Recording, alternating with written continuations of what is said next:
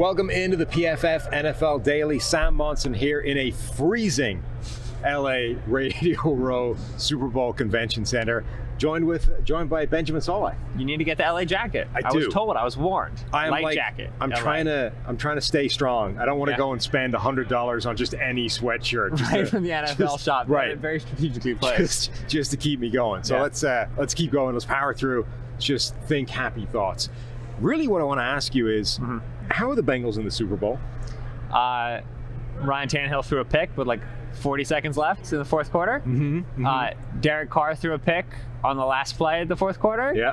And then Mahomes also threw a pick, but that was like in the third quarter. So we don't get to keep the theme going for that one.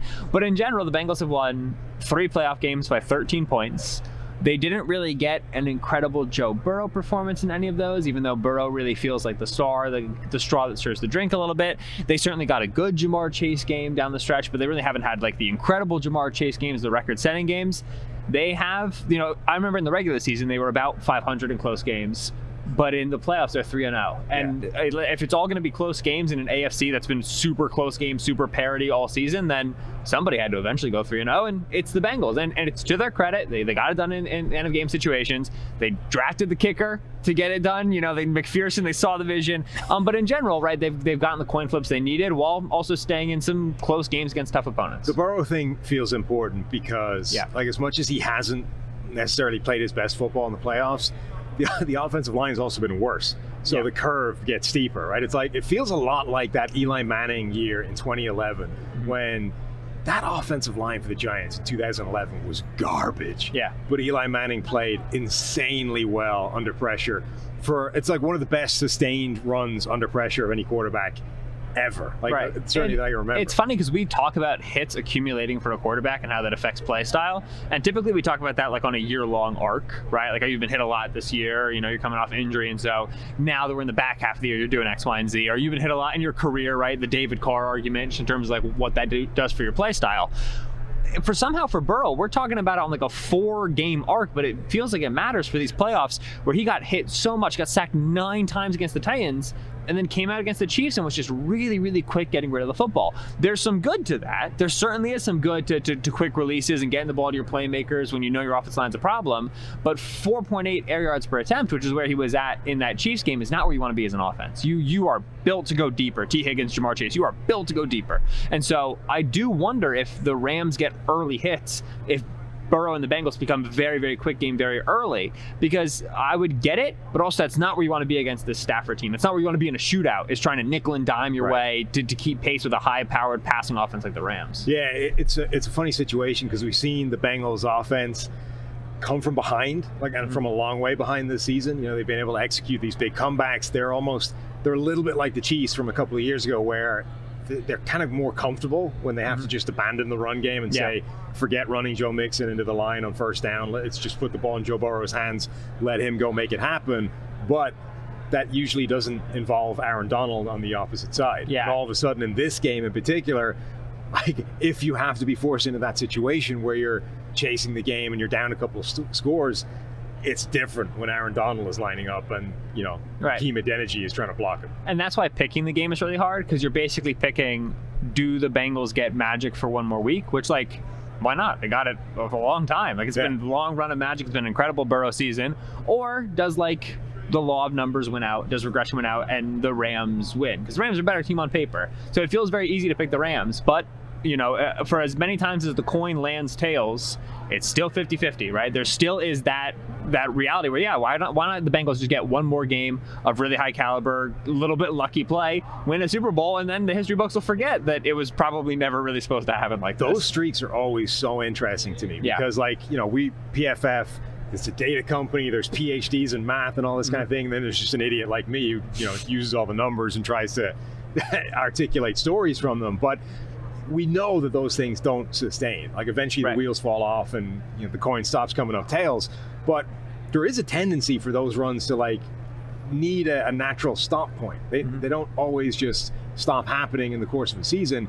You find these runs where it'll go all year. Until we stop playing games, it's going to keep happening, and then once there's that break, now it's not coming back, right? I think Sam Monson just said momentum exists, if I'm reading between the lines correctly. Not in-game momentum, week-to-week momentum. General season momentum. Yeah. Vibes exist. There's very specific parameters via which momentum exists. Otherwise, I'll get disbarred from PFF. Right, exactly. And I won't be able to keep doing this. Jamal Adams won't be able to get in the building. Trying to hit the fob in the building. Yeah. Honestly, our building might not need malfunctions to do that. Yeah. Just the weather will stop the fobs working. The moment we've been waiting for since September is finally here. In honor of the big game, DraftKings Sportsbook, an official sports betting partner of Super Bowl 56, is giving new customers 56-1 odds on either team. Bet just $5 and get $280 in free bets if your team wins. DraftKings Sportsbook is now live in New York, meaning you can bet from almost a third of the country. If Sportsbook isn't in your state, play DraftKings Daily Fantasy Football Contest for Super Bowl 56. New customers can get a free shot at $1 million top prize with their with their first deposit. Download the DraftKings Sportsbook app, use promo code PFF, and get 56-1 odds on either team. Just bet $5, get $280 in free bets if your team wins. That's promo code PFF at DraftKings Sportsbook, an official sports betting partner of Super Bowl 56. 21 or over. See DraftKings.com/sportsbook for full list of requirements and state-specific responsible gaming resources. Gambling problem? Call 1-800-GAMBLER. The read's been tightened up a lot now. There used to be a lot of numbers attached to it. Yeah, you're ready to go. Yeah, now we've tightened it up. It's much tighter, much more simple. Nice. So it's interesting when there's a lot of data out there that says that this Bengals team is essentially a much more average side than the typical Super Bowl side. They're not spectacular on offense. We've seen them go through runs where they can catch fire and be really good. They're not spectacular in defense. They've had these runs where somehow they just get it done in the critical downs. Again, is that sustainable in the Super Bowl? Are they going to be able to show up on third downs and third downs only, the way they did against the Chiefs? Raheem Morris and this Rams defense really good on third downs. The pressure package stuff is sick. It's funny though, because how much does that matter, right? If Raheem Morris is putting 5 guys on the defensive line and blitzing, as the Bengals, you're like, cool.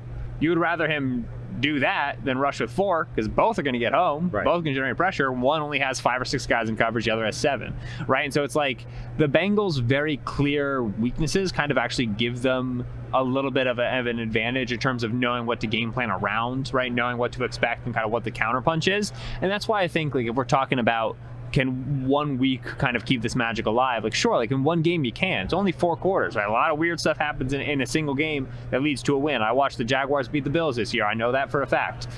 But Rams, right. Your Rams feel like a better team across 4 quarters. They had 2 weeks to prepare, and critically, the last time McVay had 2 weeks to prepare, he really messed up.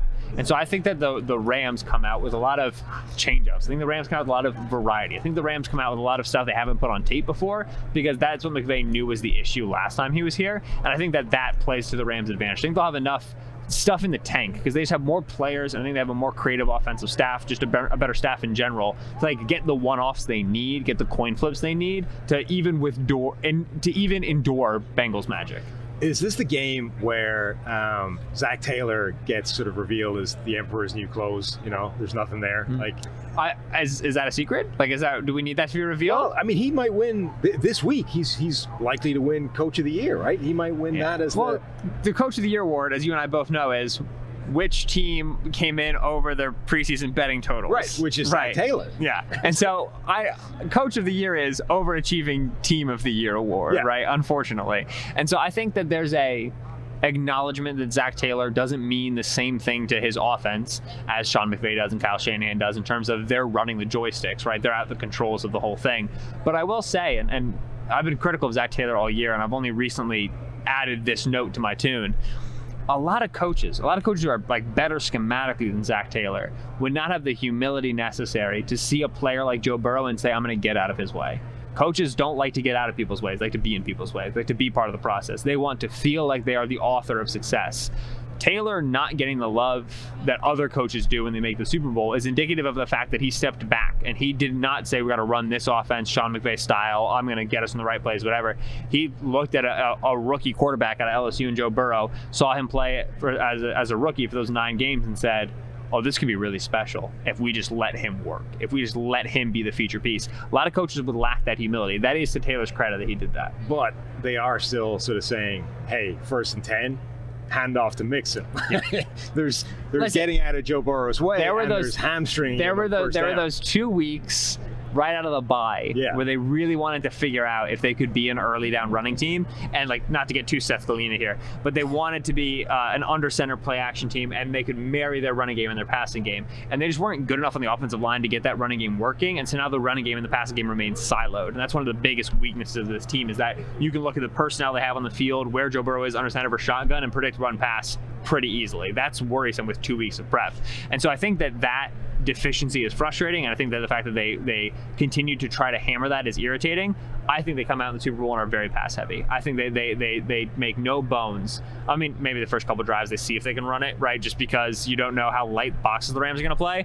But I think very early on that stage, in this environment, away game in the Super Bowl, very quickly you'll say, all right, let's dance with the one that brought us. Wow, because to me it feels like the bigger the occasion, the more the pressure on, the more Zach Taylor wants to kind of run. That's the guy on the other sideline. That's McVay. That's true. Where McVay says, I have a 3-point lead in the third quarter, probably time to start running some clock. But I think the bigger the situation, the more Zach Taylor wants to kind of, the thing that he thinks is the safest thing to do is run the ball on first down. I generally think we're going to get like a really bad first quarter. I think it's going to be full turtles. It's going to be terror, and you got 2 quarterbacks starting in the first Super Bowl. You're going to get some misses, going to get some jitters, and then eventually in the second quarter, I think something breaks and this thing opens up a little bit. But I would not be surprised if we have like a 3-0 first quarter with like 48 total yards of offense, and it's just abysmal. So the big question is, the Bengals look like a team that has overachieved, not just relative to their season expectations, but overachieved to even make the Super Bowl.